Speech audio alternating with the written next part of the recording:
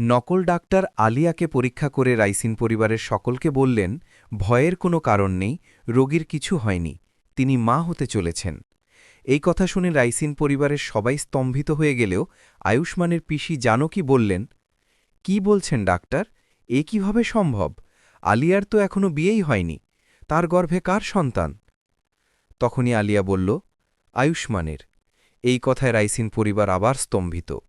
রাঘব উচ্ছ্বসিত হয়ে বললেন, বাহ আলিয়া, কি আনন্দের সংবাদ! আমি তো চিন্তায় পড়ে গিয়েছিলাম আমাদের বংশ কিভাবে এগোবে। এখন আর উদ্বেগ নেই, তুমি আর আয়ুষ্মান মিলে সব ঠিক করে দিয়েছ। ধন্যবাদ আলিয়া, এখন সব কিছু ঠিক হয়ে যাবে। ঠিক সেই মুহূর্তে কমলা রেগে উঠে বললেন, আলিয়া, তোমার গর্ভের সন্তান আয়ুষ্মানের কিভাবে হতে পারে? আলিয়া শান্তভাবে উত্তর দিল, আন্টি, আমি জানি আমার কথা শুনে আপনি লজ্জা পাবেন, কিন্তু সত্যি এটাই যে আমি আয়ুষ্মানের সন্তানের মা হতে চলেছি। মুম্বাইয়ে আসার পরই জানতে পারি আয়ুষ্মান গভীর বিপর্যয়।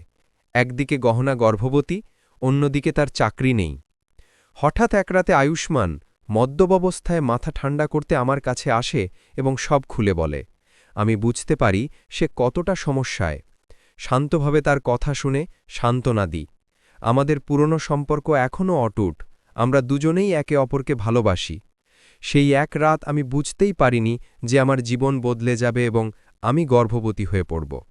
এই কথায় রাইসিন পরিবার স্তম্ভিত। চাকর বলল, হ্যাঁ দিদি, আলিয়া শুধু আমাকেই এই কথা বলেছিল, তাই আমি গহনাকে কিছুদিন আয়ুষ্মানের থেকে দূরে রাখতে চেয়েছিলাম। সে আরও যোগ করল, আয়ুষ্মান শুধু আলিয়াকেই ভালোবাসে, গহনাকে নয়। আলিয়া আর আয়ুষ্মানের মধ্যে যা ঘটেছে তা ভুল নয়, তা ভালোবাসা। তখনই কমলা রেগে বললেন, তোমরা দুজন মিথ্যে বলছ, আমার ছেলে আয়ুষ্মান এমন নয়, সে কখনো গহনাকে প্রতারিত করতে পারে না। আলিয়া দৃঢ় কণ্ঠে বলল, আমি কোনো মিথ্যে বলছি না, আমি সত্যিই গর্ভবতী। কমলা বিশ্বাস না করলে আলিয়া গর্ভাবস্থার রিপোর্ট বের করে দেখাল। জানকী রিপোর্ট পড়ে বললেন, এখানে স্পষ্ট লেখা আলিয়া মা হতে চলেছে। এই কথায় রায়সেন পরিবার স্তম্ভিত। রাঘব আনন্দে উজ্জ্বল হয়ে উঠলেন এবং আলিয়াকে পুত্রবধূ হিসেবে মেনে নিলেন। এদিকে গহনা মনে মনে ভাবল, ডাক্তারবাবু এমন কিছু করতে পারেন না, নিশ্চয়ই এটা আলিয়ার কোনো চক্রান্ত। রাগে সে রিপোর্ট ছিঁড়ে আগুনে ফেলে দিল। আলিয়া শান্তভাবে বলল, রিপোর্ট পোড়ালে কি প্রমাণ করতে চাও? গহনা চিৎকার করে উঠল, মিথ্যে, এই রিপোর্ট মিথ্যে, তুমি মিথ্যেবাদী। ডাক্তারবাবুর ওপর আমার পূর্ণ বিশ্বাস। তুমি মিথ্যে গল্প আর জাল কাগজ দিয়ে আমাদের বিভ্রান্ত করতে চেয়েছ, কিন্তু আমি তা হতে দেব না। আলিয়া অটল কণ্ঠে বলল, এটাই সত্য, আমি মা হতে চলেছি। গহনা ক্ষিপ্ত হয়ে বলল, সত্য তো এটাই, চাকুরি জেঠিমা আর তুমি মিলে আমাকে আঘাত করে ডাক্তারবাবুর কাছ থেকে সরিয়ে দিতে চেয়েছিলে, যাতে তুমি তাকে বিয়ে করতে পারো, কিন্তু তুমি পারোনি। তোমাকে এই বাড়ি ছাড়তে বলা হয়েছে বলে এখন নাটক করছ। চাকরি ধমক দিয়ে বলল, চুপ করো, আমরা ঠিকই করেছি তোমাকে আয়ুষ্মানের জীবন থেকে দূরে সরিয়ে দিতে।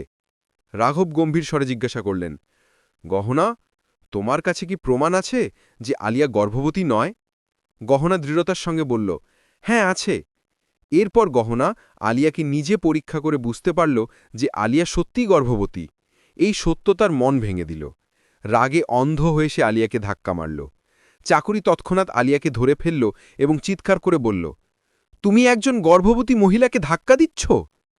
আলিয়া মনে মনে হাসল, বেচারি গহনা, আমি সবকিছু আগে থেকেই প্রস্তুত করে রেখেছি, এবার তুই হারবি। গহনা অটল রইল, এসব মিথ্যে, আমি কোনোভাবেই মানব না।